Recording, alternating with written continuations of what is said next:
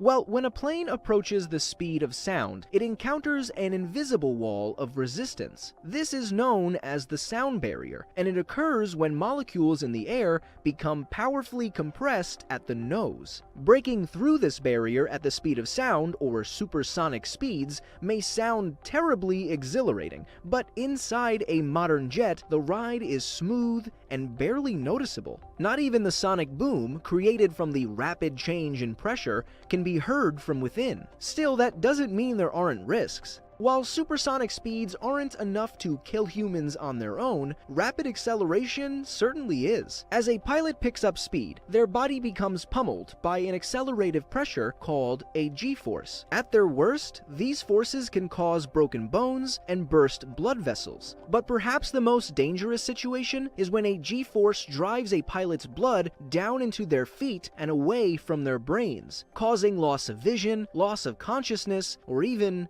death. Today, pilots wear oxygen masks to breathe with anti-G suits around their legs to stop blood from pooling there. They're also taught special breathing techniques to keep their lungs full, and muscle squeezing exercises to keep blood in their brains. But here's the thing, it's not just pilots that can do this. Exactly 65 years after the first aircraft achieved this feat, Felix Baumgartner became the first human to do the same with only his body. After 7 years of careful preparation, the ex-military parachutist began a free fall from the edge of space. That would not only break 8 world records, but the sound barrier itself, reaching a top speed that was 75 miles per hour faster than the speed of sound. At this velocity, scientists worried about internal injury from passing sound waves or the sound barrier itself. Unlike modern aircrafts, humans aren't designed for supersonic travel, and without the safety of a pressurized, wind-protected vehicle, no one knew what would happen. 24 miles above Earth, where Felix started, temperatures are low enough to cause hypothermia. That's why Felix's airtight suit and helmet were so important,